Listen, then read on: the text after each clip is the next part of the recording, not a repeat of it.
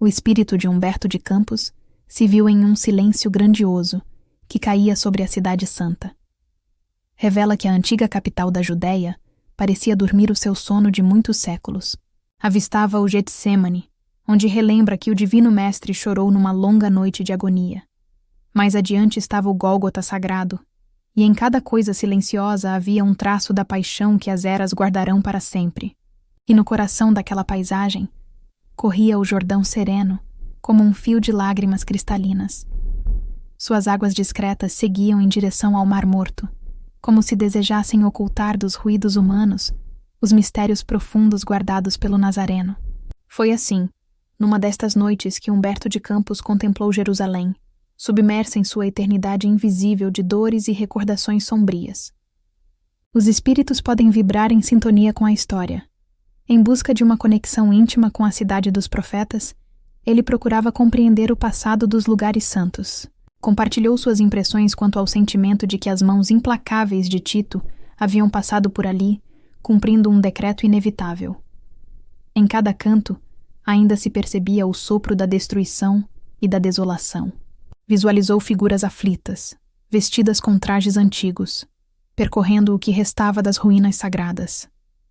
Entre as marcas do sofrimento e da destruição que ainda pairavam sobre a cidade, os homens permaneciam alheios aos lamentos de uma humanidade que só podia ser percebida no plano invisível.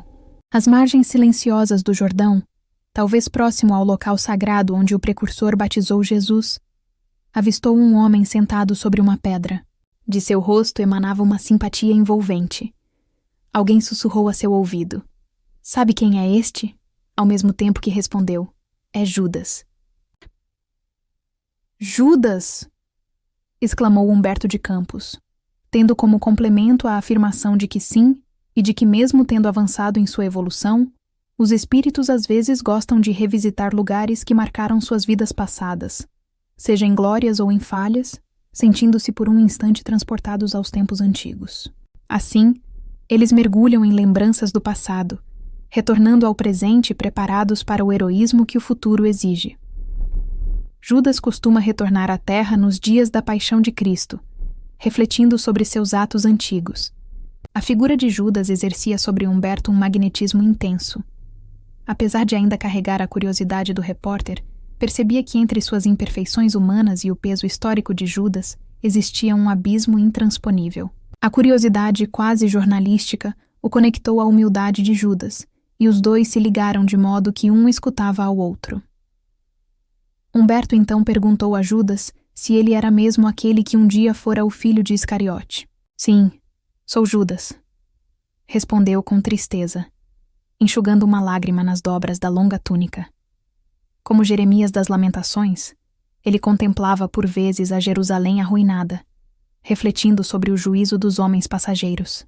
Humberto de Campos lhe perguntou então se tudo o que o Novo Testamento narra sobre sua personalidade durante a tragédia da condenação de Jesus corresponde à verdade. "Em certa medida", respondeu Judas, complementando que, na opinião dele, aqueles que registraram os evangelhos deixaram de considerar as circunstâncias e os jogos de poder, que mais do que seus próprios atos, tiveram peso decisivo na trágica crucificação. Prosseguiu dizendo que Pôncio Pilatos e o governante da Galileia, além de cuidarem de seus próprios interesses, tinham também a responsabilidade de zelar pelos objetivos do Império Romano, que buscava atender aos desejos religiosos dos líderes judeus. A história que todos conhecem. O Sanedrim queria o reino do céu prometido por Jeová, a ferro e fogo. Roma queria o reino da terra. Segundo ele, Jesus estava no meio dessas forças extremas, com a sua pureza inviolável, e fascinado pelas ideias do mestre, pecou pelo excesso de zelo pela doutrina, entregando o seu fundador. Acima das paixões, via na política o único meio com a qual poderia vencer, e Jesus, de acordo com a sua visão, não teria nenhuma vitória, porque para ele, o mestre com suas teorias nunca conquistaria o controle do poder, já que, na sua veste humilde, repelia, segundo Judas, a propriedade. Assim, organizou então uma revolta silenciosa e comparou com a queda de um chefe de Estado. Nos seus planos, Jesus assumiria um plano secundário e ele conseguiria apoiadores para uma obra grandiosa e vitoriosa, fazendo um paralelo com a de Constantino I, o Grande, depois de derrotar Maxênico. Judas revelou a Humberto de Campos que não imaginou que as consequências que se sucederiam a Jesus tomariam rumos tão trágicos e que, dominado por remorso, concluiu que seu fim seria a única forma de se redimir. E chegou a salvar-se pelo arrependimento? Perguntou o espírito de Humberto ao espírito de Judas, que respondeu com uma negativa. Prosseguiu dizendo que o remorso é uma força preliminar para os trabalhos reparadores e que depois de sua morte trágica, mergulhou em séculos de sofrimento expiatório pela sua ação. Revelou que em outra vida sofreu nas perseguições aos seguidores de Jesus, em Roma, e que suas provas resultaram em uma fogueira inquisitorial, onde, similar ao que aconteceu com Jesus, foi traído, vendido e despojado.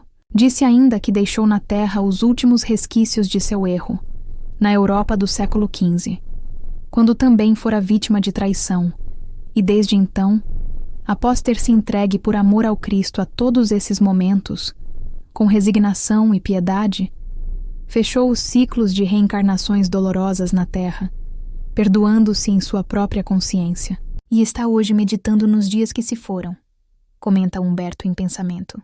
Sim, estou recapitulando os fatos como se passaram, responde Judas, que prossegue dizendo que conseguia sentir naquelas estradas os sinais dos passos de Jesus, bem como visualizá-lo na cruz, confiando a Deus o seu destino.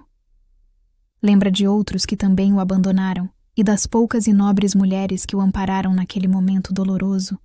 Desabafou ainda a Humberto de Campos sobre o pesado rótulo marcado nas eras terrenas, em que o nome de uma de suas encarnações foi hostilmente memorizado e atacado por muitos que nem sequer ao menos refletem se podem atirar a primeira pedra. Comentou sobre sua absolvição de consciência no Tribunal dos Suplícios Redentores e sobre a misericórdia de Jesus, que não se deu só para com ele, mas até nos dias atuais em que o Divino Mestre permanece sendo vendido a torto e a direito, por todos os preços e em todos os padrões de ouro. Humberto de Campos refletiu e pensou sobre esses casos, em que Jesus permanece sendo vendido e que em muitos deles não há o peso na consciência por parte de muitos que o fazem. Judas se afastou, dirigindo-se ao Santo Sepulcro, em meio a estrelas tristes, acima de um Jordão quieto, procurando um mar morto.